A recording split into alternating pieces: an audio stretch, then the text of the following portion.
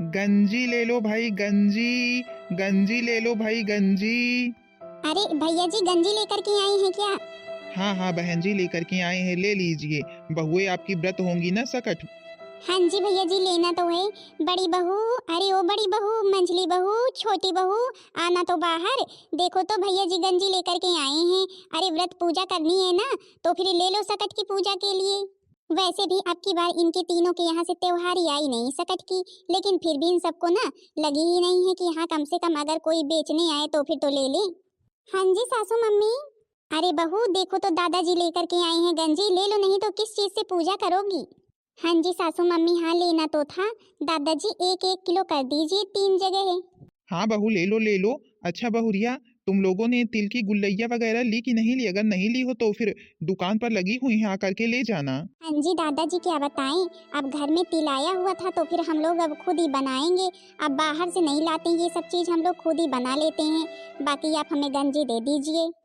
लो बहू, तुम तीनों लोगों की गंजी तुम्हारे पास पहुंच गई ना। ठीक है, और कुछ चाहिए? नहीं नहीं दादाजी और कुछ नहीं चाहिए। अब जो कुछ भी बनाएंगे हम लोग खुद ही घर में बना लेंगे। अच्छा दादाजी कितने रुपए हुए? बहू 100 रुपए हो गए, 3 किलो के 100 रुपए मेरे को दे दो। हाँ जी दादाजी लीजिए। अच्छा बहू, फिर हम चलते हैं, ठीक है? हाँ हाँ भैया जी जाइए बेच लीजिए, नहीं तो फिर जब हो जाएगी सकट तो फिर कौन लेगा। अब बहू अब की बार तो तुम तीनों लोगों के यहाँ से कुछ आया नहीं, आखिर तुम लोगों की मम्मी ने कुछ भिजवाया क्यों नहीं? अब सासू मम्मी क्या बताएं, मेरे घर पर तो कोई है नहीं, आने वाली समस्या थी। अब पापा चल नहीं पाते हैं तो फिर कैसे आए? हाँ जी सासू मम्मी, मेरे भी घर पर कोई है नहीं, सब लोग तो शहर में रहते हैं। हाँ सासू मम्मी, मेरे भी भाभी अकेली ही हैं, भैया तो शहर में हैं, इसी वजह से कोई आया नहीं। चलो ठीक है, लेकिन तुम लोग भी सुन लो। अब की बार तो नहीं आए कोई बात नहीं, लेकिन अगर खिचड़ी का त्योहार लेकर के कोई नहीं आया तो फिर अच्छा नहीं होगा, ठीक है? अब की बार सकट की पूजा, इसलिए मैं कुछ बोल नहीं रही हूँ। जी सासू मम्मी। अच्छा बहू मेरे को ये बताना, पूजा की पूरी तैयारी हो गई है ना, कुछ करना तो नहीं है? नहीं नहीं सासू मम्मी, कुछ भी नहीं करना है। हम लोगों ने पूजा की पूरी तैयारी कर ली है सासू मम्मी, चल रहे हैं अभी। तिलवा भी बनाएंगे और सब अभी बनाना है बस। और जो है कि साफ सफाई वगैरह सब कुछ कर लिए हैं। चलो ठीक है, पता नहीं मेरी बेटी लोग आ रही हैं कि नहीं आ रही हैं।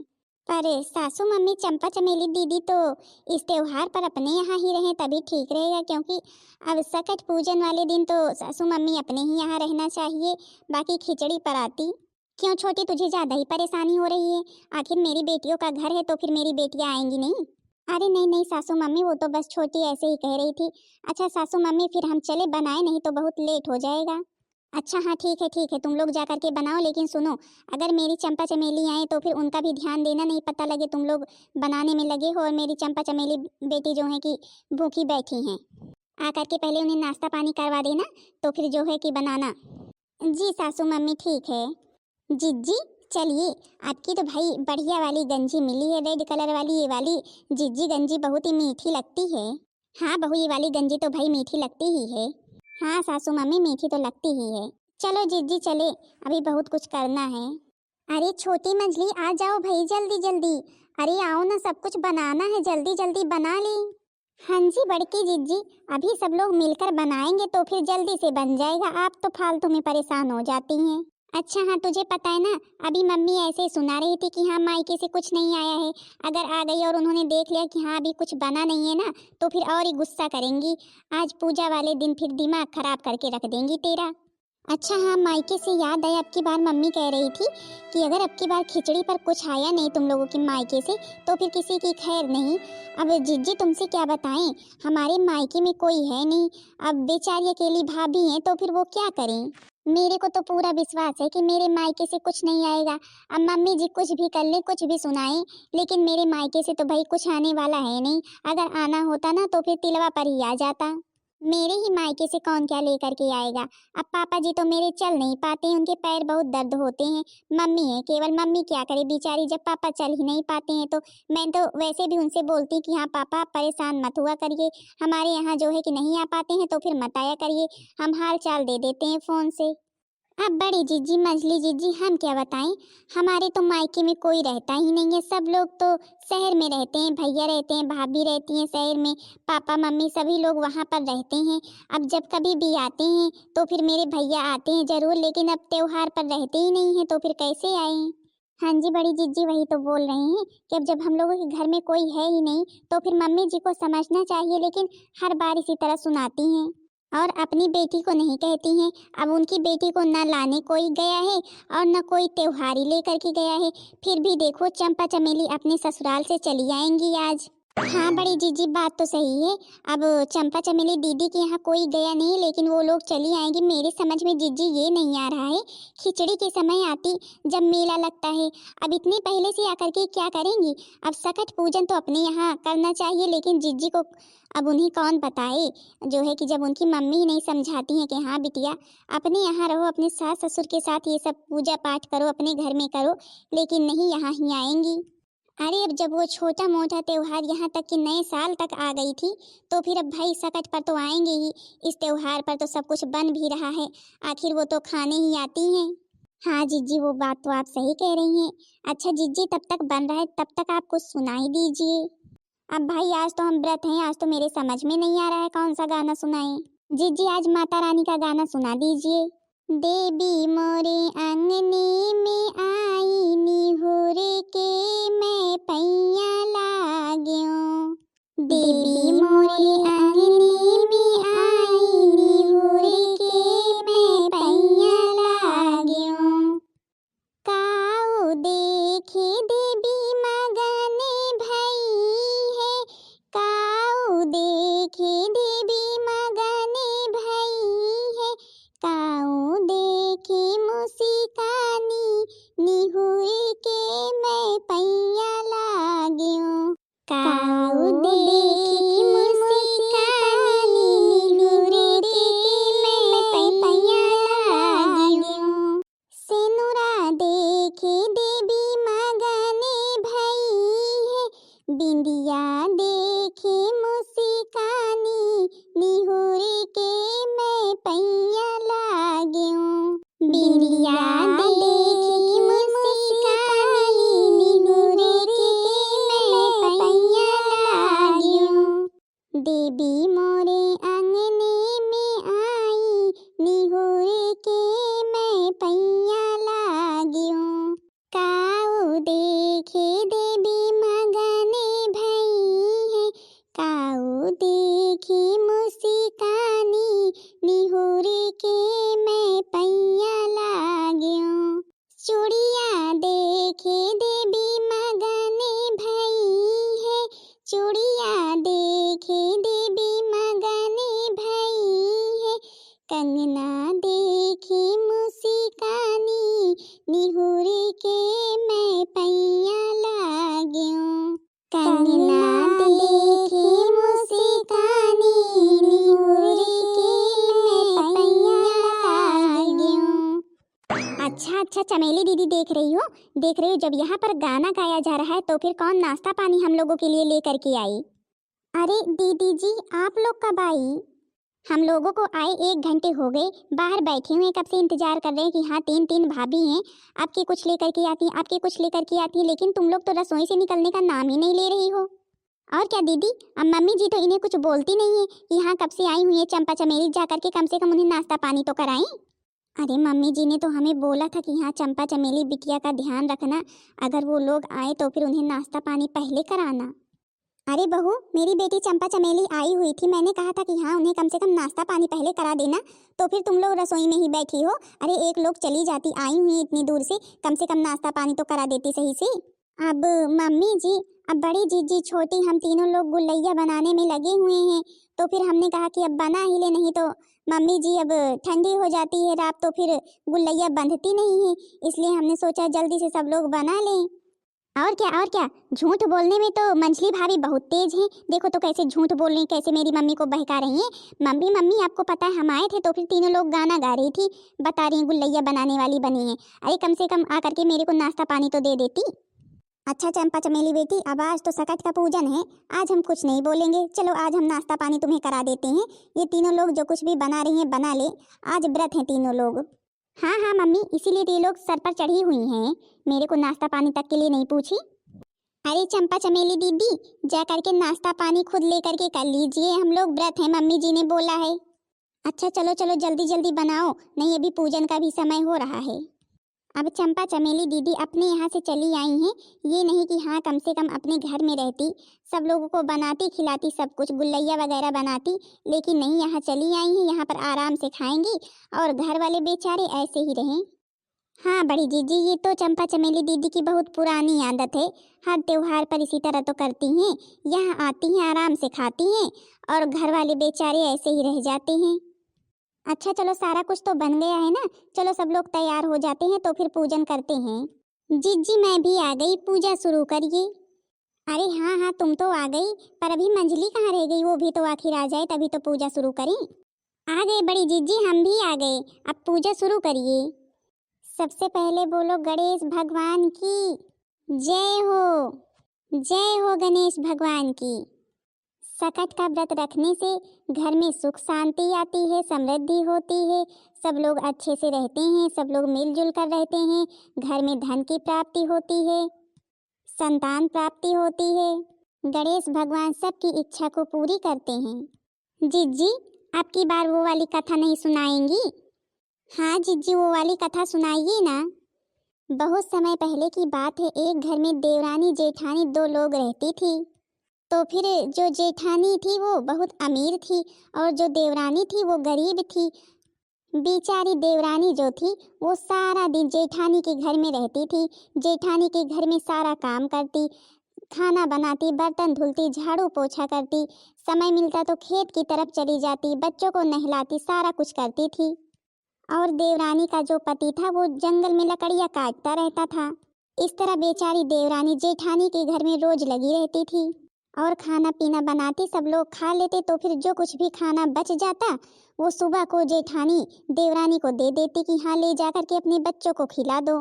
बेचारी जेठानी बचा हुआ खाना लेकर के आती और अपने घर में सारे बच्चों को खिलाती और वो खुद भी खाती।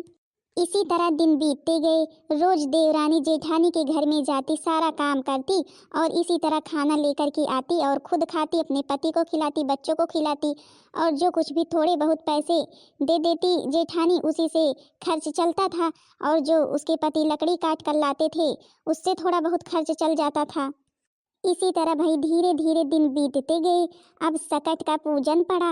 अब भाई उस दिन तो देवरानी व्रत रखती थी, तो फिर भाई अब देवरानी ने सकट का व्रत रखा और जो है कि अपने रोज की तरह वो चली गई जेठानी के घर काम करने और जेठानी के घर में सारा दिन काम किया उसने। और फिर जब लौटने लगी तो फिर उसने जेठानी से कहा, दीदी जी आप तो हमें रोज बचा हुआ खाना दे देती हैं, आज भी दे दीजिए, हमारे बच्चे भूखे हैं, इंतजार कर रहे हैं। तब जेठानी ने जवाब दिया, अरे तुम्हें पता नहीं है, आज सकट का पूजन है, आज हमारे घर में अभी कोई खाना नहीं खाएगा और जब तक कोई खाना नहीं खाएगा उससे पहले मैं तुमको खाना कैसे दे दूं। तो फिर बेचारी देवरानी रोते हुए उसके घर से चली आई कि हाँ आज मैं अपने बच्चों से क्या बोलूँगी, क्या बताऊँगी कि हाँ आज मैं कुछ लेकर के नहीं आऊँगी, अभी जाऊँगी तो फिर मेरे बच्चे पूछेंगे कि हाँ मम्मी खाना नहीं लाई, खाना नहीं लाई, तो फिर मैं क्या जवाब दूँगी। और आखिर वही हुआ। जब देवरानी अपने घर को पहुंची तो उसने देखा कि हाँ सभी बच्चे थाली लगाए हुए बैठे हैं कि हाँ मम्मी खाना लेकर के आ रही होंगी। तो फिर जब देवरानी घर पहुंची तो फिर बच्चे पूछने लगे कि मम्मी आज आप खाना नहीं लाई क्या। तो फिर बेचारी देवरानी रोते हुए बोलने लगी, नहीं बच्चों, आज सकट का पूजन है, आज भगवान का पूजन है और जब तक भगवान का पूजन दीदी कर नहीं लेंगी तब तक खाना कोई नहीं खाएगा, तो फिर बच्चों आज भूखा ही सोना पड़ेगा। तो फिर सभी बच्चे रोते हुए सो गए। देवरानी बेचारी बहुत दुखी हुई कि हाँ मेरे बच्चे सभी भूखे सो गए, मेरे पति भूखे सो गए। अब बेचारी वो तो भाई सकट व्रत थी ही, उसने भगवान गणेश का पूजा पाठ करना शुरू किया और फिर पूजा पाठ करने के बाद देवरानी भी सो गई। अब जब देवरानी सो गई तो फिर बाहर से आवाज़ आई, कोई दरवाज़ा खोलो, कोई दरवाज़ा खोलो, अरे कोई है। अब देवरानी सोचने लगी कि हाँ इतनी रात में कौन आ सकता है। फिर वो उठी और जाकर के दरवाज़ा खोला तो फिर देखा एक बूढ़ी माई थी। अब देवरानी सोचने लगी कि हाँ बूढ़ी माई इतनी रात में कहाँ घूम रही है। तो फिर उसने कहा, बूढ़ी माई देख रही ना कितना अंधेरा है, आप इस तरह रात में कहाँ घूम रही हैं बूढ़ी माई, अगर कहीं किसी जानवर ने आपको काट लिया तो फिर। तब बूढ़ी माई बोली, अब तुमसे क्या बताएं बेटी, मेरे को बहुत तेज से भूख लगी है, अगर कुछ खाने को मिल जाता तो फिर बहुत अच्छा होता। अब बेचारी देवरानी सोचने लगी कि मेरे घर में तो कुछ खाने के लिए है भी नहीं, अब मैं बूढ़ी माई को खाने के लिए क्या चीज़ दूं, उसके समझ में नहीं आ रहा था। तो फिर उसने बोला कि बूढ़ी माई तिल रखा हुआ है वही खा लीजिए, मैंने पूजा किया था। तब भाई बूढ़ी माई ने तिल खा लिया और फिर अब देवरानी सो गई, बूढ़ी माई भी लेट गई।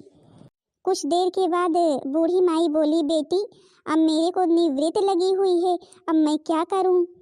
तब देवरानी ने कहा, अब बूढ़ी माई इस तरह की अंधेरी रात में हम आपको कहाँ लेकर के जाएं बाहर, जो है कि आप हमारे घर में ही अंदर कर लीजिए, हम कल फेंक देंगे सुबह।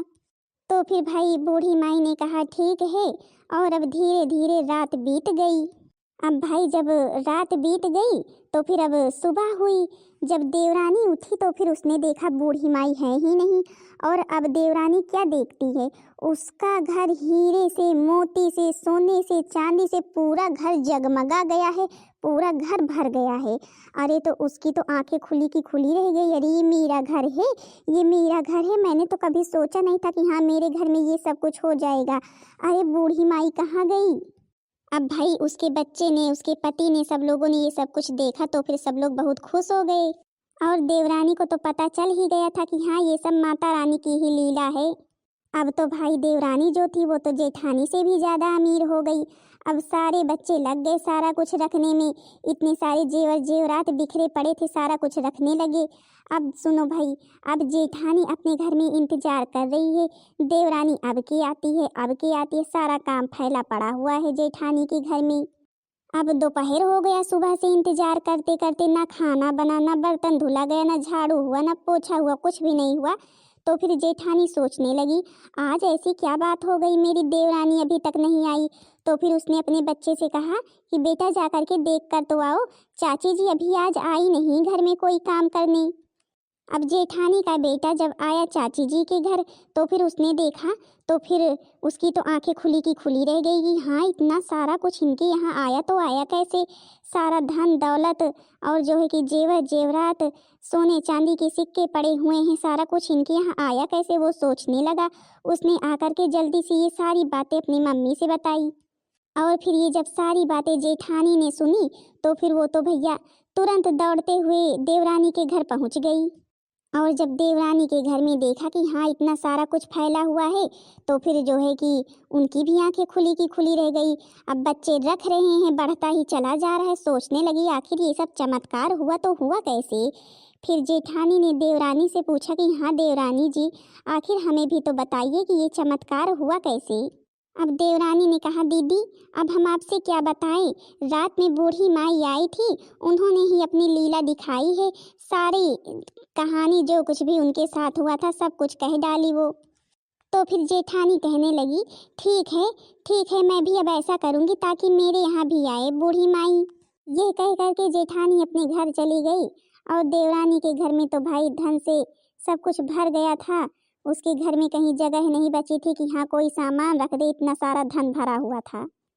अब जेठानी भी सोचने लगी कि हाँ मेरे भी घर बूढ़ी माई आएंगी। तो फिर भाई अब रात में बूढ़ी माई जेठानी जी के घर में भी आई। बूढ़ी माई ने दरवाज़ा खटखटाया तो फिर भाई जेठानी को तो पता ही था कि हाँ बूढ़ी माई ही आने वाली हैं। तो फिर उसने उठ करके दरवाज़ा खोला। बूढ़ी माई ने कहा, बेटी कुछ खाने के लिए है, अगर कुछ खाने के लिए हो तो फिर दे दो। तब जेठानी ने कहा, बूढ़ी माई हमारे यहाँ खाने के लिए तो कुछ भी नहीं है, तिलवा रखा हुआ है उसी को खा लीजिए। तो फिर बूढ़ी माई ने कहा, ठीक है बेटी मेरे को वही दे दो खाने के लिए। बूढ़ी माई ने भाई तिल खाया और बूढ़ी माई भी लेट गई, जेठानी भी लेट गई। अब कुछ समय के बाद भाई अब बूढ़ी माई उठी तो फिर बूढ़ी माई ने कहा, बेटी मेरे को निवृत्त लगी है, मैं कहाँ जाऊँ, घर के बाहर जाऊँ।